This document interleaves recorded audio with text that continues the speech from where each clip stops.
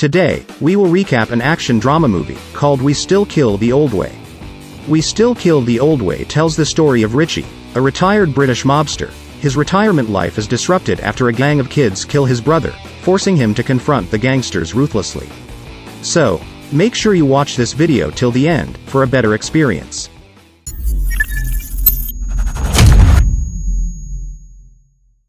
At the beginning of the movie, we are introduced to a middle-aged man named Richie, who was shooting practice. It is known that Richie is British, but now lives in Spain to spend his retirement. Richie also looks to have a lot of wealth, and is clearly not a random person. The scene switches to England, and shows several people talking about Richie in the past. Soon one of them, named Charlie, gets a phone call from someone, who turns out to be Richie. It is revealed that Richie is Charlie's younger brother.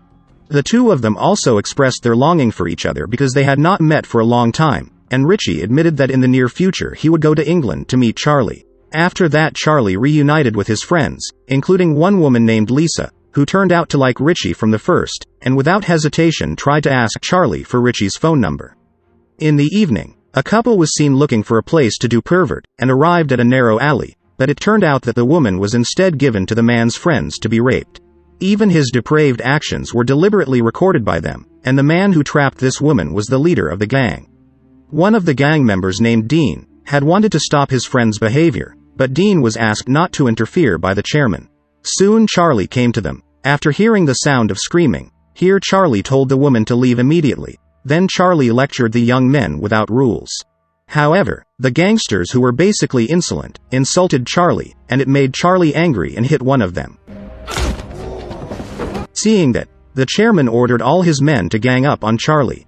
They ganged up on Charlie but not Dean. Even their chairman stepped on Charlie's foot, causing Charlie pain, and eventually died. When the gangsters left, they ran into Lisa, who came out of the bar. Then Lisa found Charlie, who was already lying lifeless. Lisa immediately reported the incident to two police detectives. After telling them everything, the two detectives still couldn't arrest the gangsters, because Lisa didn't see the incident firsthand and only passed by them. After returning from the police station, Lisa immediately contacted Richie to inform him that his brother had just died.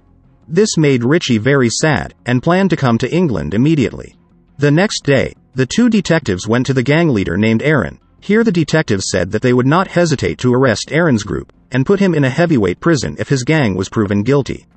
After the two detectives left, Aaron told his gang that they had to immediately silence the woman so as not to leak yesterday's events, considering that she was the only living witness to Charlie's death. However, before that happened, Dean secretly went to see the woman, and got there. Dean said that Aaron would come to threaten the woman, whose name was Lauren. Then Dean suggested that Lauren stay in the house if Aaron came to her.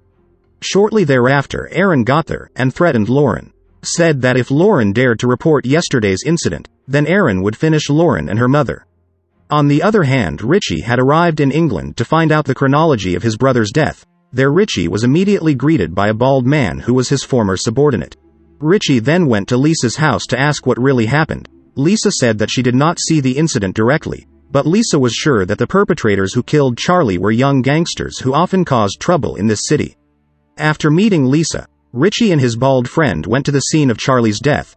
There Richie met two detectives who were investigating the incident. A female detective who knew Richie's reputation in the past, asked Richie to leave this case completely to the police, and asked him to calm down. It was revealed that Richie used to be the head of the most respected mafia in the city of England. He and his friends were highly respected in the past, before finally Richie decided to retire and move to Spain. In front of the detective, Richie said if he would leave it entirely to the police. However, it was clear that it was just an act, because Richie would handle his brother's case in his old way. The next day, Richie went to Lauren's workplace, where Richie said that he wanted to confirm whether there was an old man who saved Lauren yesterday. Lauren, who feels that she owes him, then invites him to talk face to face. Here Lauren tells the truth about the incident, and the mastermind of all this is Aaron's gang. However, without realizing it, their conversation is known by a girl who is a member of Aaron's gang. When the girl complained to Aaron, Aaron didn't seem to care about it, because Aaron considered Richie to be just an old carcass who was weak and helpless and not a threat to them. After Charlie's funeral, Richie is seen gathering his old friends, who were the most respected and honored mobsters in the past. Soon there is a very old grandfather who comes there, and Richie jokes by telling the grandfather to leave because he is too old. But the grandfather was angry and said that he was the only person who almost beat Richie. This made everyone laugh. Then Richie asked the grandfather to join. After that Richie thanked him, because his friends accepted the invitation to come, including the grandfather. From there, Richie went to see the former police commissioner who was now retired, but it was seen that the former police commissioner lived in a very small house, so here Richie asked for his help to find information about Aaron's gang, and he also promised that if the commissioner managed to find their identity then Richie would give a little of his property to the commissioner, so that he could enjoy his old age in peace. A few days later, the commissioner met Richie to give him the identity of Aaron's group, which he got from his active police friend. Here the commissioner explained that he only found some data from Aaron's men, while Aaron's own identity was not found. That same afternoon Richie sent his friends to catch Aaron's men. Here they were interrogated, and Richie asked nicely where Aaron was now. However, because they felt that the people who caught him were old men, they mocked and challenged him. Hearing this made Richie and his friends laugh. But one of Aaron's men continued to insult Richie, even mocking his late brother.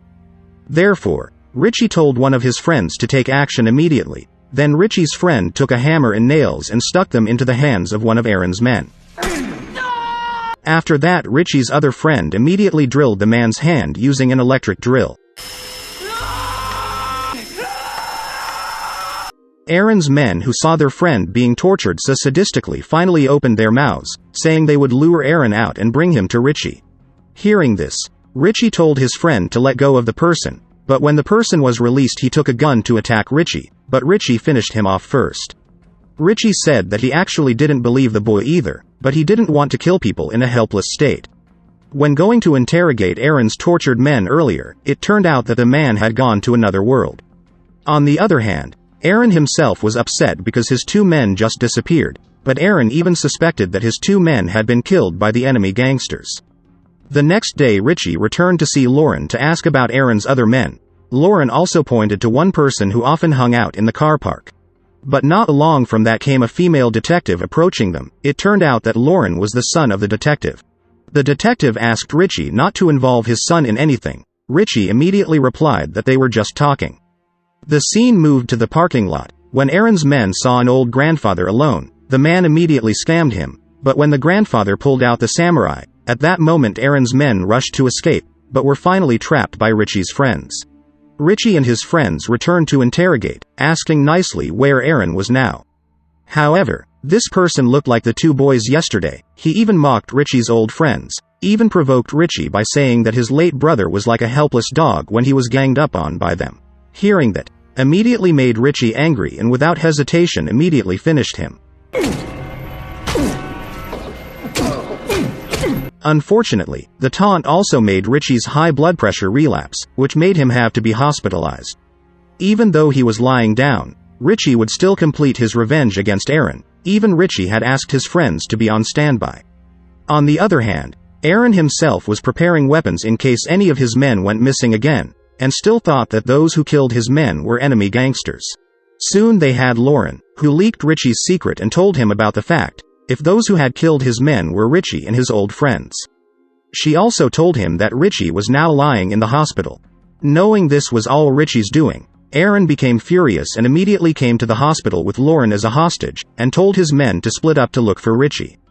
In the end one of Aaron's women managed to find Richie's room, and at that time immediately finished Richie.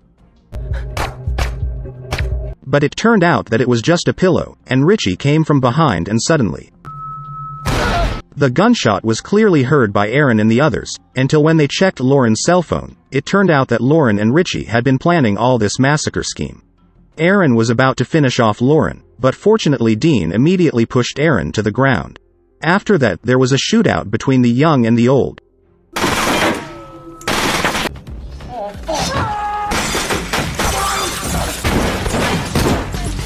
Lauren, who felt the situation was chaotic, immediately contacted her mother to immediately send help.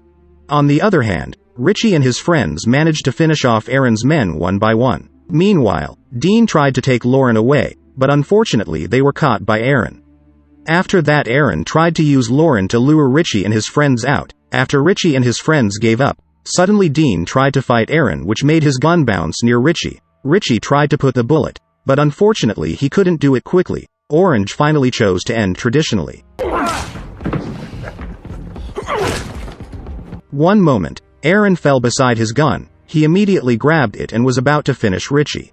But it turned out that the bullets ran out, and the police who had just arrived immediately killed Aaron, because they were considered a danger to parents.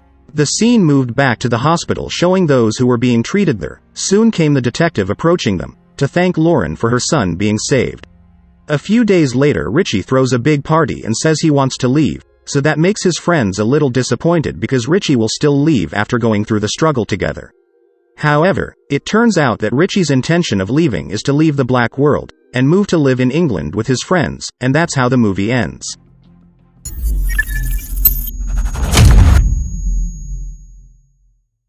The lesson of this movie is not to judge people from the outside, because even if they look weak, they could be hiding their cruelty. Thank you for watching, and see you tomorrow.